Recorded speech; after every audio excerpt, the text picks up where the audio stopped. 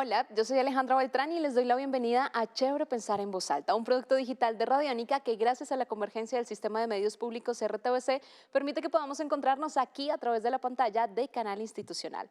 Hoy quiero invitarlos a que juntos pensemos en voz alta de pronto un tema que alguna vez se ha dado en la mesa, esa conversación en torno a la visa para poder ir a Estados Unidos. La visa americana, qué hay que hacer, cómo funciona, si nos asesoramos de alguien que sepa, si la hacemos nosotros, si nos presentamos en familia, si lo hacemos de manera individual. Son muchas las preguntas que existen, sobre todo cuando es la primera vez que usted va a sacar este documento. Y obviamente, como siempre para eso, invitamos a una persona que conoce muy bien sobre este tema y que puede asesorarnos. Me encantaría saber que vamos a responder todas sus preguntas, pero vamos a intentar hacer lo que mejor se pueda en este espacio que tenemos de Chévere Pensar en Voz Alta. Hoy nos acompaña Camilo Rincón, quien es abogado experto en temas de inmigración. Camilo, ¿cómo estás? Bienvenido. Gracias por aceptar esta invitación. Muchas gracias, gracias por la invitación. Bueno, Camilo, tenemos mucho para responder, tenemos muchas preguntas porque sin duda esto genera muchísimas preguntas que no siempre están las respuestas como tan inmediatas. Y en ese orden de ideas arranquemos por hablar sobre la visa. ¿Qué es la visa? ¿Qué es este documento y por qué es tan importante? Perfecto. Pues mira, cuando hablamos de visa tenemos que tener presente que son muchísimas visas, hay de turismo, de inversión, de comerciante, de transferencia de ejecutivos, o sea, hay muchas visas, pero lo que una visa es un documento que permite un ingreso a un país para realizar ciertas actividades. Pero nuevamente lo importante tener en cuenta es que no es una visa, son muchísimas visas. Y esa es justamente la siguiente pregunta, y es que uno de pronto solamente conoce una única visa, pero luego te das cuenta que no es una única visa, sino depende a lo que vayas, pues existe el tipo de visa que define lo que tú vas a hacer en este país. Entonces, arranquemos por la visa de turismo, que incluso suele ser la más común. ¿Qué permite esta visa? Bueno, entonces digamos que la visa de turismo generalmente tiene dos componentes. Tiene el componente B1, que es turismo para negocios, es decir, para firmar contratos, de pronto comprar cosas, y también el B2, que es ya turismo para placer, es decir, vacaciones, ¿cierto? ¿Qué permite? Son estadías máximas de 6 meses, pero sería un error muy grande, una estadía tan larga, porque genera sospecha que de pronto la persona estuvo trabajando de manera indocumentada. Entonces estadías largas, por más que en el pasaporte quede sellada una estadía de 6 meses, sería un gran error quedarse tanto tiempo. ¿Cuánto es el tiempo prudente? Pues lo que dure un periodo de vacaciones, no sé, una semana, 2 semanas, 3 semanas. ¿Qué otras cosas permite? Nuevamente hacer negocios, hay gente que va de compras a firmar contratos. Esas son como las actividades principales que permite la visa. ¿Cuál es la diferencia de esta visa de negocios respecto a la anterior que nos hablabas, que es la que conocemos como turismo, pero que también permite durante un tiempo hacer negocios? Bueno, entonces cuando hablamos ya de visas de negocios hay varias. Hay, por ejemplo, la B1, que es negocios muy puntuales de corto plazo, ir a firmar contratos, hacer compras, a participar de pronto en reuniones de juntas directivas, o sea, cosas muy puntuales. Pero ya hay visas de negocios ya que permiten estadías más largas. Por ejemplo, una visa E1 que permite hacer comercio internacional, esa permite estadías de hasta 2 años. Hay visas E2, que es para personas que han invertido en suelo americano, también permite estadías de hasta 2 años. Hay visas EL, que son para ejecutivos de multinacionales que tienen que ir a dirigir sus empresas desde Estados Unidos. También puede, cuando uno solicita extensiones, puede obtener extensiones de hasta 7 años.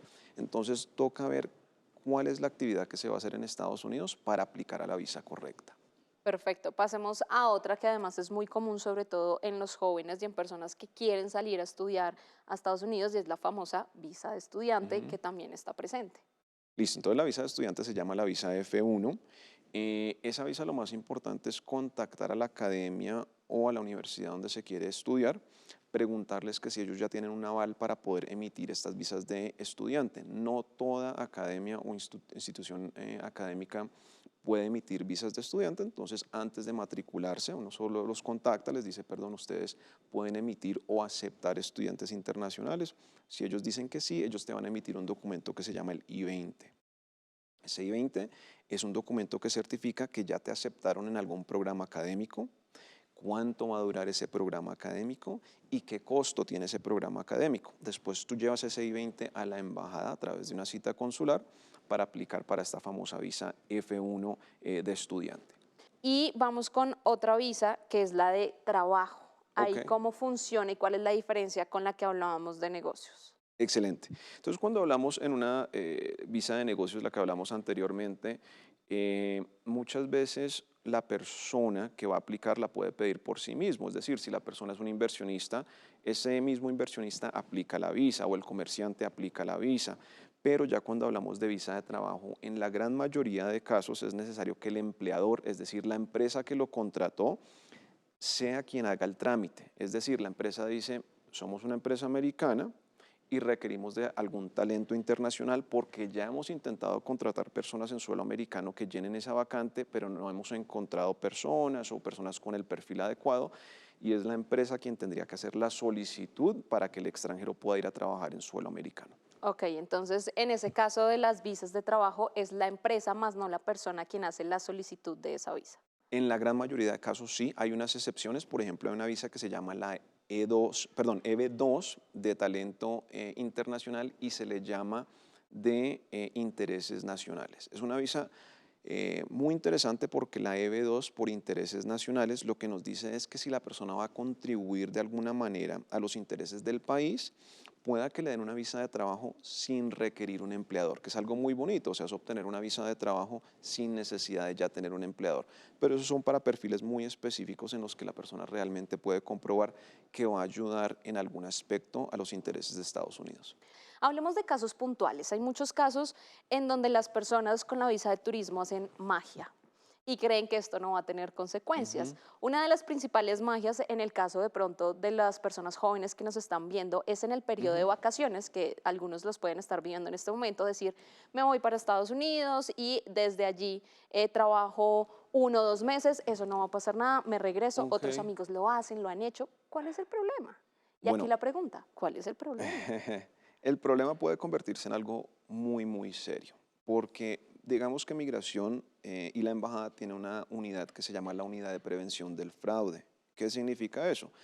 Que si alguien aplica para una visa que permite ciertas actividades, la idea es que no hagan cosas que no están permitidas. Ese es el trabajo de la unidad de prevención del fraude. Si la unidad de prevención del fraude detecta eso, y créeme que detectan a muchas personas, eh, hay ciertos castigos. Pueda que de pronto te deporten y te castiguen por 5 años, pero pueden haber cosas mucho más serias como que te veten de por vida de suelo americano. ¿Por qué? Porque pueden decir eso fue fraude. Usted nos pidió una visa para un propósito y resulta que usted hizo otra cosa totalmente distinta. El castigo, si llegan a acusar de fraude, es que te vetan de por vida. Y la situación se empeora y te digo por qué. Porque vivimos en un mundo globalizado en el que muchos países comparten información con otros. Por ejemplo, lo que es Panamá, Canadá y México comparten muchísima información con Estados Unidos. Y si Estados Unidos te deporta por haber trabajado de manera ilegal, muy probablemente le van a compartir esa información a estos otros países. Es decir, que los otros países ya vas a saber que tienes tus pecados, Ok, ¿cierto? que tienes tus Entonces, antecedentes. exacto, o sea que el problema no solo es con Estados Unidos, sino que se puede agrandar ya que vivimos en un mundo globalizado. Bien, personas que de pronto han tenido su visa en algún momento, tuvieron algún problema, como quedarse más de los 6 meses permitidos, o de pronto ir a trabajar y que los devolvieran y dicen, pero sigo con mi visa, no va a pasar nada. ¿Qué pasa en el momento en que uno va a renovar la visa? ¿Llega ahí el problema, te lo encuentras por sorpresa o es algo que previamente te dicen de una vez te retiran la visa? Ambas cosas, o sea, pueden haber tres escenarios. Pueda que estando en suelo americano te expulsen, ese sería un escenario.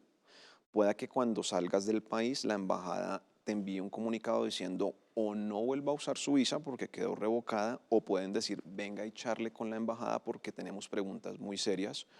O puede ser el tercer escenario en el que es en el momento de la renovación, en el que la persona pensaba que todo estaba bien, en el que le dicen espere porque tenemos que hablar sobre asuntos pues delicados.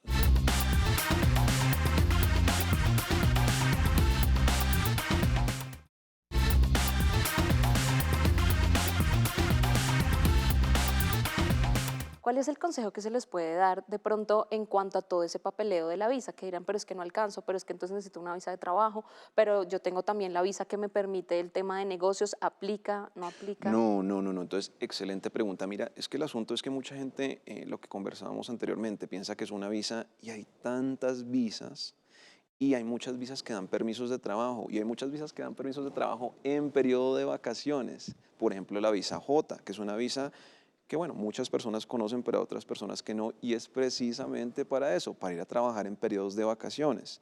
Entonces vemos que hay personas que de pronto las deportan de Estados Unidos por trabajar con visas de turismo y después uno dice, pero ¿por qué no solicitó la visa adecuada que era la J? Hay una visa que existe para eso. Entonces pues sí nos da tristeza cuando ocurren esos casos porque realmente habían opciones legales, pero de pronto por desconocer estas opciones las personas se meten en problemas muy serios.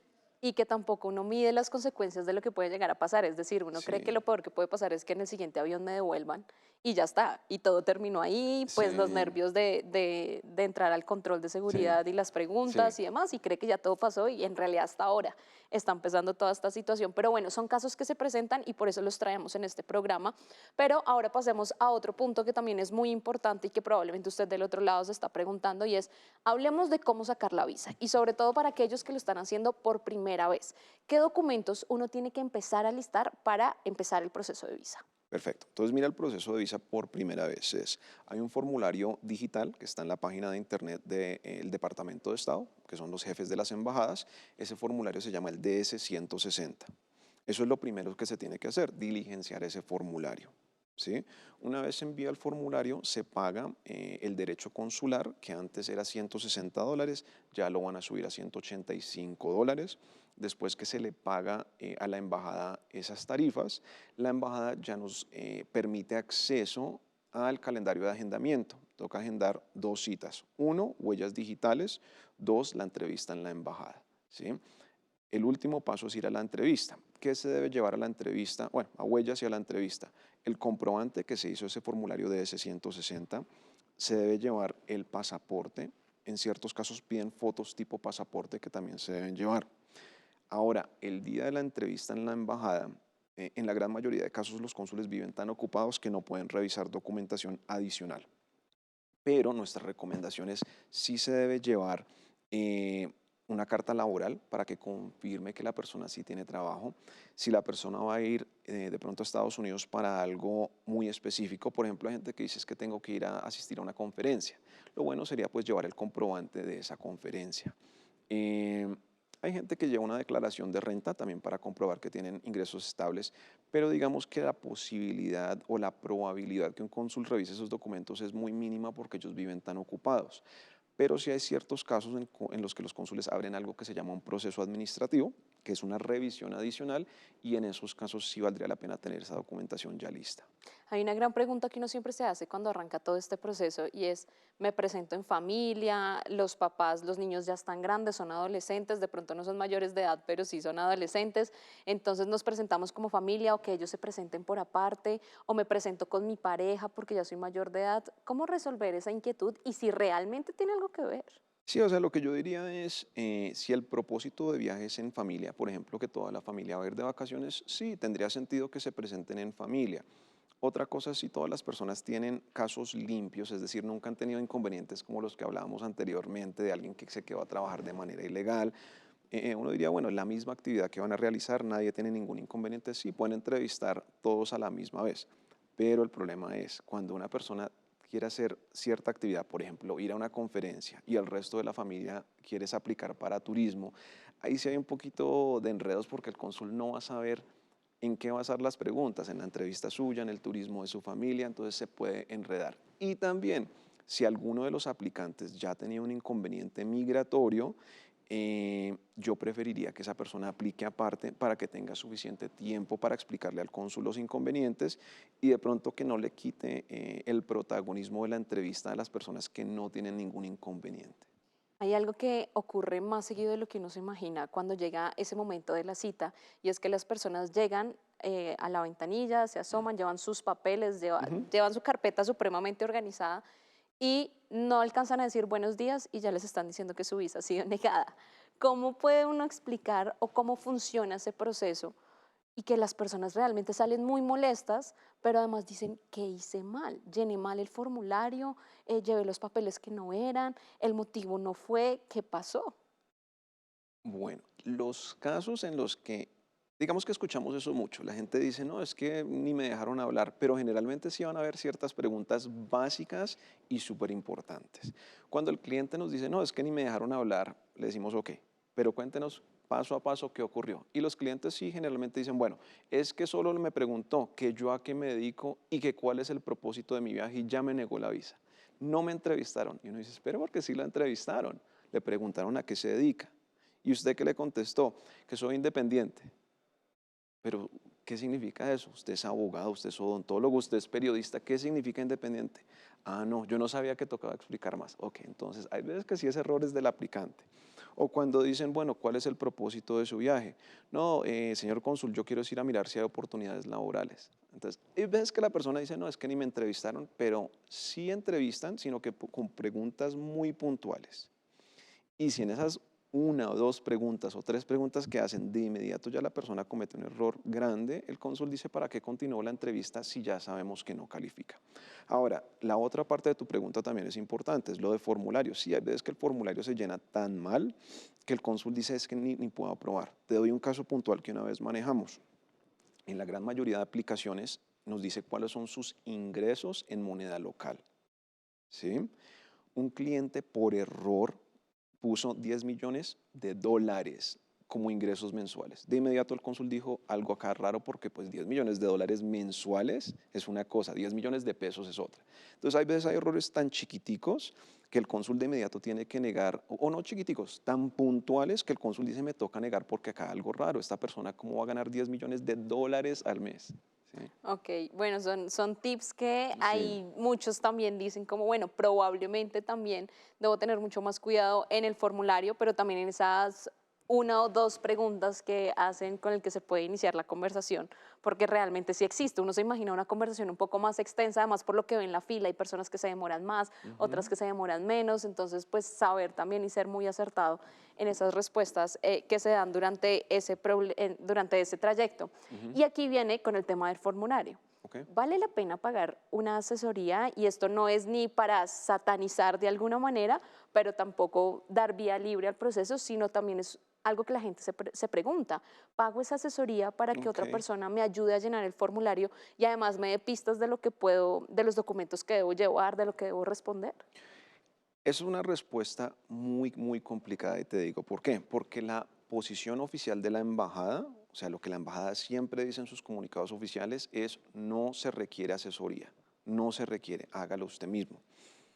Pero hay ciertos casos que son complicados. De pronto personas que ya las han deportado, de pronto personas que tienen homónimos, de pronto personas que tuvieron algún inconveniente penal y tienen que explicarlo. Esos casos sí vale la pena una asesoría profesional.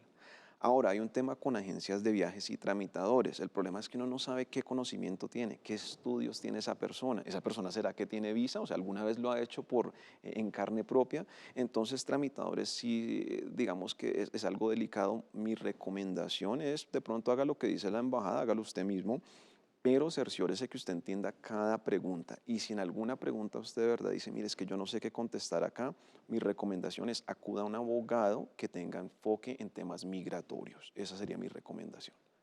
Bien, sin duda creo que también se responde una pregunta que muchas personas se hacen justamente cuando están llenando ese formulario. Y ya hablamos de esas visas por primera vez. Ahora Ujú. hablemos de las personas que de pronto están en un proceso de renovación de visa. ¿El proceso es el mismo o algo cambia respecto a lo que hemos hablado hasta el momento? Listo, excelente pregunta. Entonces, en la gran mayoría de casos, la renovación tiene algo muy distinto y es que no requiere entrevista consular. ¿Qué significa eso? Igual que si fueras aplicante por primera vez, llenas el formulario de S-160. Igual que si fueras aplicante por primera vez, le pagas los honorarios a la embajada. Y acá es donde el tema cambia, porque muy probablemente cuando hagas el formulario y le pagues a la embajada, en su plataforma inteligente va a decir solo tienes que llevar tus documentos y una foto, pero no requerimos entrevista consular. Esa es la gran diferencia, que en la gran mayoría de renovaciones no requieres ir a conversar con un cónsul. ¿Sí? Ahora, hay veces que la plataforma de ellos detecta algo que no les gusta o alguna curiosidad y dicen, por más que sea renovación, nos toca hablar con usted.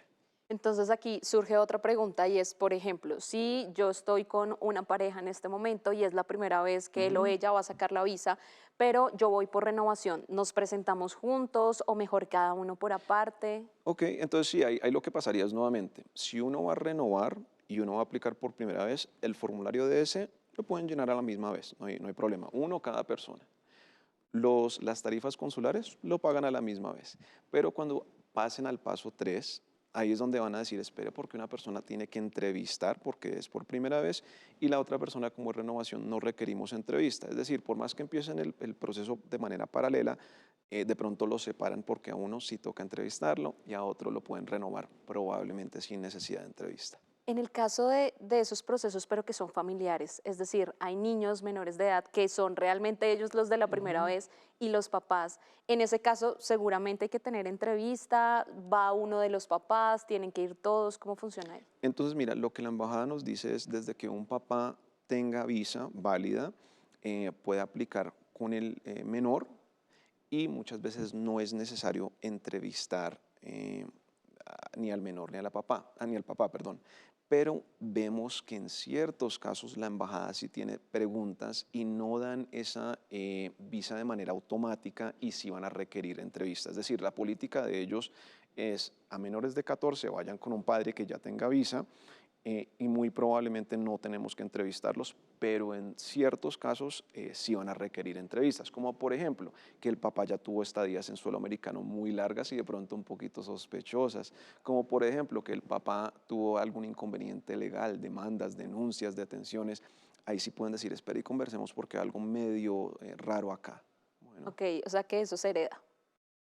Son pequeñas Sí, herencias. entonces pues mira, un caso muy común que vemos es que de pronto el papá que ya, o la mamá que ya tiene una visa vigente, duró muchísimo tiempo en suelo americano, que ya duró 5 meses y ya genera una alerta.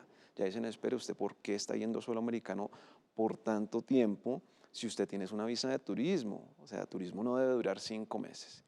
Y cuando el menor aplica, el miedo de la embajada es que de pronto el papá o la mamá ya tiene planes de quedarse de manera ilegal en suelo americano y lo que quiere es llevarse al hijo para quedarse con ellos de manera ilegal, que es algo que ocurre tanto que la embajada ya pues de pronto sabe de esta trampita y pueden citar, exacto. O sea, no es necesario, bueno, sí de pronto sí es como que se hereda el problema porque se asume que de pronto el papá se va a llevar al menor de manera irregular.